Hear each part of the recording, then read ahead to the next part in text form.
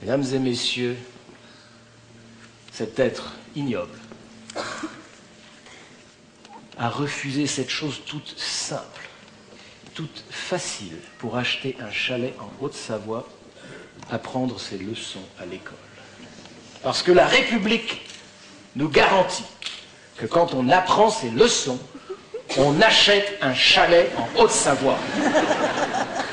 Ça s'appelle l'égalité des chances. L'égalité des chances, mesdames et messieurs les jurés, c'est que la République garantit que pour le lièvre comme pour la tortue, la ligne de départ est la même.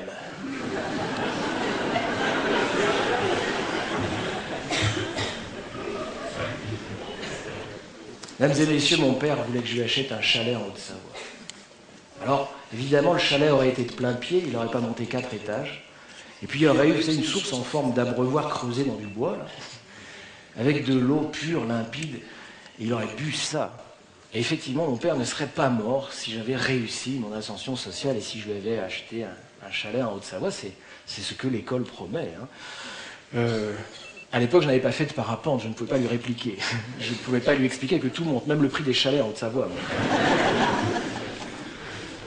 Mais bon, lui croyait ça, moi j'y croyais aussi, et j'ai essayé, je vous jure, je vous promets que j'ai essayé de lui acheter son chalet et de réussir, mais je n'ai pas réussi, et donc mon père est mort, comme je vous ai raconté. Et donc je me suis dit qu'on devait pouvoir expliquer ce mensonge de l'école en utilisant la métaphore du parapente.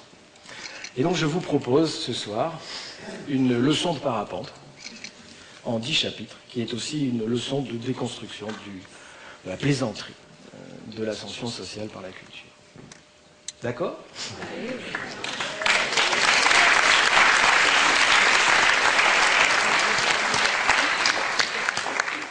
Vous me dites quand vous voulez qu'on fasse l'entracte. Hein.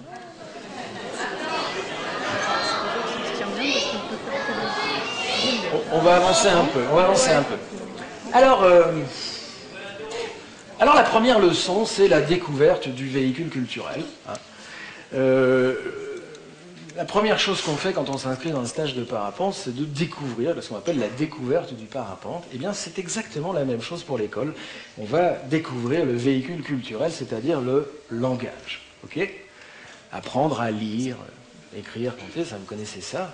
Et donc, c'est à peu près pareil. Alors, il y a une bagarre, un conflit qui traverse l'éducation nationale autour des méthodes pour apprendre à lire. Il y a une espèce de guerre entre les tenants de la méthode analytique et de la méthode globale.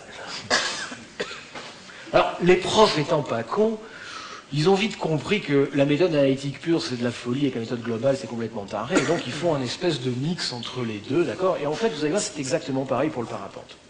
Ouais. Si vous voulez, la méthode...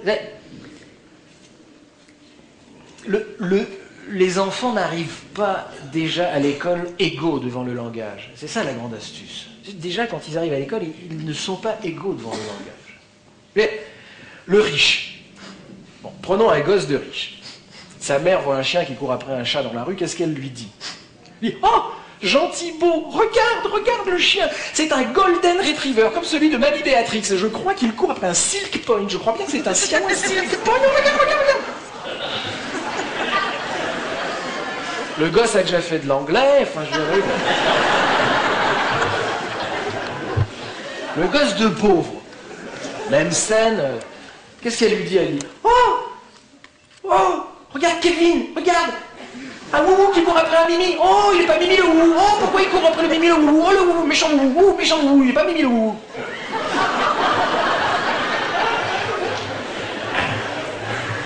Méthode globale. La maîtresse arrive, elle colle une image de chien devant le gosse de riche, je lui dis qu'est-ce que c'est, comment ça s'appelle? Elle me dit Golden Retriever. La maîtresse, très impressionnée, retourne, dit mais oui Thibaut, c'est un Golden, mais c'est très très bien, tu sais, mais oui. La maîtresse est contente. On pose l'image devant le gosse de pauvre, elle dit qu'est-ce que c'est? Wouhou.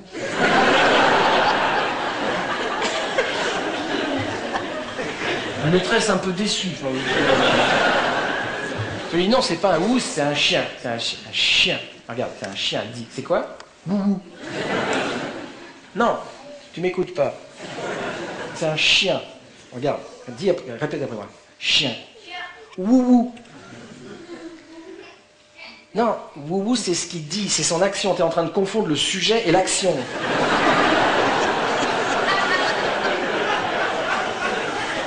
Wouhou, il aboie. Mais lui, c'est un chien.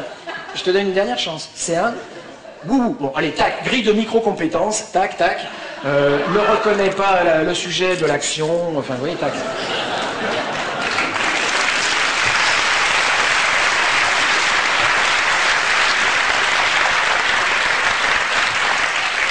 Non, je vous ai prévenu, c'est caricatural. Hein.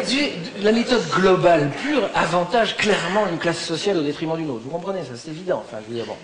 Et donc alors, les micros, vous connaissez ça, les micro-compétences. Hein, maintenant, on donne plus une note, c'est fasciste.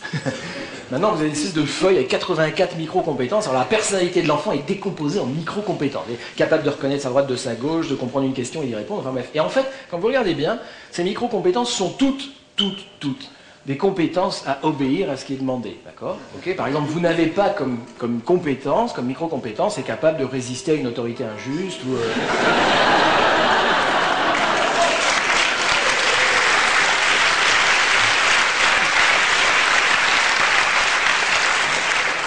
Ça n'est pas considéré comme une compétence. Vous voyez, a su envoyer chier sa maîtresse parce que c'est une grosse conne, c'est pas une compétence.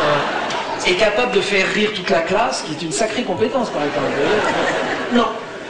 Et donc ça rejoint parfaitement la définition de la compétence, alors de la vraie, hein, celle du travail. Vous savez qu'une compétence, aidez-moi, c'est la capacité à s'adapter en situation de changement. Voilà, c'est ça une compétence. Et donc on s'aperçoit que la compétence, c'est toujours, hein, c'est le contraire du métier. Hein. C'est plus du savoir-faire, c'est du savoir-être. Et donc c'est toujours savoir être plaisant à son employeur et à la compte. C'est ça une compétence. Et donc on apprend ça à l'école. Et alors évidemment les maîtresses, les pauvres, elles ne sont pas supposées faire de la sociologie du travail toute l'année. Enfin, bon. Alors elles ont leur grille de 84 micro-compétences, il faut qu'elles mettent des croix. Mais là encore, contrainte macabre, elles ne vont pas mettre tout bon partout. Sans ça, ça serait une mauvaise maîtresse. Donc il faut qu'elles mettent des mauvais quelque part. Donc, voilà, ne reconnaît pas le sujet de l'action. Tac, tac. Hop, une mauvaise micro-compétence. Alors, la mère, évidemment, va dire « Ah, mon fils est mongolien. Hop, chez le psychopédiatre. Enfin, et donc, vous avez les pédopsychiatres qui croulent, depuis qu'on a mis en place les micro-compétences, sous les demandes de parents qui disent « Mon fils est mal latéralisé. » Je dis « Mais non, madame, il va très bien. » Bon.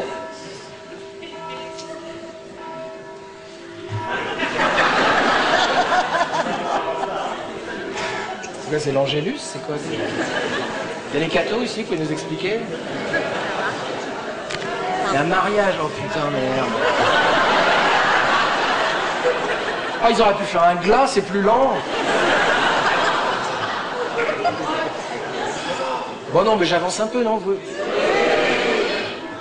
Et donc voilà, alors bon pareil, hein, je veux dire, donc l'enfant n'est pas, le riche et le pauvre n'arrivent pas égaux devant le langage et des méthodes pédagogiques. Alors c'est toujours une histoire, une méthode pédagogique sans les moyens de cette méthode, ce qui est en gros l'histoire que nous vivons depuis 50 ans, c'est-à-dire des modernisations pédagogiques auxquelles on ne donne pas les moyens de cette modernisation, ne font que accentuer les inégalités. C'est aussi simple que ça. C'est-à-dire si vous voulez faire du global, il faut multiplier le nombre de profs. Je vais vous tendre un piège. J'ai la gentillesse de vous prévenir. Voici l'énoncé d'un problème d'arithmétique d'une classe de 5e, de l'année 1953.